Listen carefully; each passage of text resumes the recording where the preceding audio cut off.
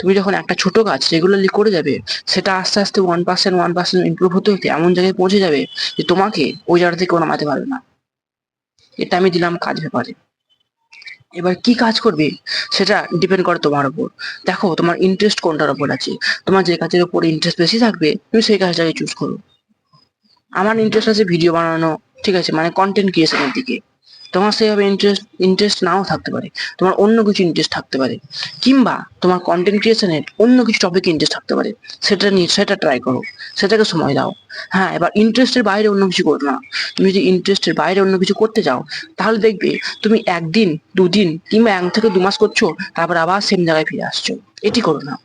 তোমার যেটি করতে ভালো লাগে, যেটি করতে তোমার আনন্দ পাও, যেটি তুমি মজা পাও, এবং যেটি করলে তোমার টাইমের কত, মানে টাইম কতটা বাঁচলো না বাঁচলো, বা এত সময় লাগছে কেন, এটা যেন মনে না হয়, সেই কাজটি করো। সে কাজ তুমি খুঁজবে কি করে?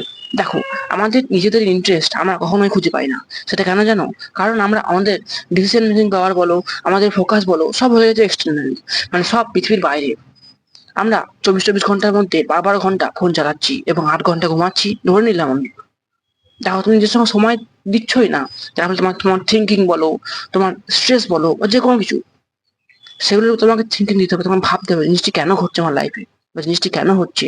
তারপর তুমি সেটির উপর বিচার বিচার দেবে, এবং সেটির উপর একটা ইন্টারেস্ট থাকবে। তুমি না, এই জিনিসটি করলে আমার লাইফে বেটার হবে, কিংবা আমি এই জিনিসটা আমার ভালো, মানে এই জিনিসটা আমার মানে আমি এই জিনিসটি করলে একটি হ্যাপি হরমোন রিলিজ হয়, এবং এই জিনিসটি করলে আমার মন ভালো থাকে, এবং এই কাজটি আমি করব। তখন তুমি ইন্টারেস্টটা খুঁজে পাবে। বেসিক্যালি কিছু করার দরকার নেই। 10 দিন নিজের ফোন থেকে দূরে সরে যাও, দেখবে তোমার ইন্টারেস্ট তোমার সামনে চলে আসবে, বা তুমি যে কাজটি করতে ইচ্ছুক হবে, বা যে কাজটি তোমার লাইফে বেটার হবে, সেই কাজটা তুমি ইজিলি পেয়ে যাবে।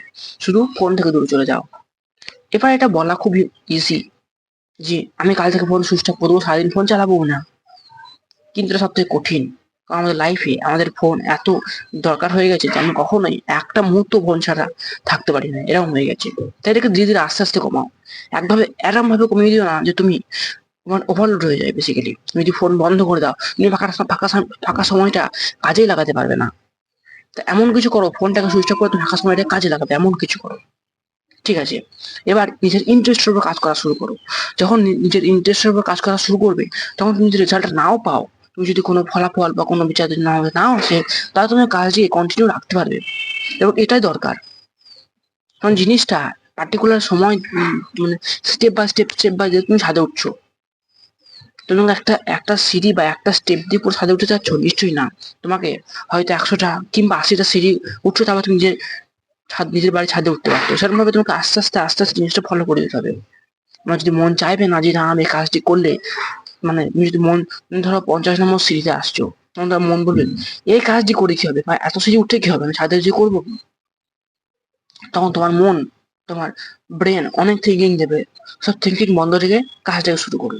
তাই তো বললাম ইন্টারেস্টের উপর কাজ শুরু করো। যখন তুমি ইন্টারেস্টের উপর কাজ শুরু করবে, তখন দেখবে তোমার কোনো কাজের উপর সেরকম মানে কষ্ট, মানে সেরকম যে হার্ড ওয়ার্ক করতে হবে, সেটা হবে না। এবার হার্ড ওয়ার্ক থেকে মনে পড়ে গেল, আমাকে একজন কলেজে বলেছিল যে ভাই তুই অনেক হার্ড ওয়ার্ক করিস, তুই কন্টেন্ট ক্রিয়েশন আছে, আরো ঘরে অনেক কাজ আছে, এবং কলেজে আসিস রেগুলার, তাই এত হার্ড ওয়ার্ক করিস কি হবে? আমি তাকে বললাম তোর জীবন অনেকটা পেছনে আছে।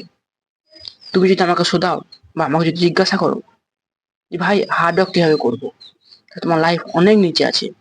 কারণ এটা জিজ্ঞেস করার বা কাউকে ফলাফল কারোর সঙ্গে ডিবেট করার কোনো ইয়েই না। হার্ড ওয়ার্ক তোমার নিজের ভেতর থেকে আসে। তা চেষ্টা করো সব কাজে নিজেকে এগিয়ে দেওয়া। সেটা হতে পারে কোনো তুচ্ছ কাজ, সেটা হতে পারে কোনো ভালো কাজে। এবার তুচ্ছ কাজ মানে এই নয় যে তুমি কোনো নেশা করবে বা পণ দেখবে।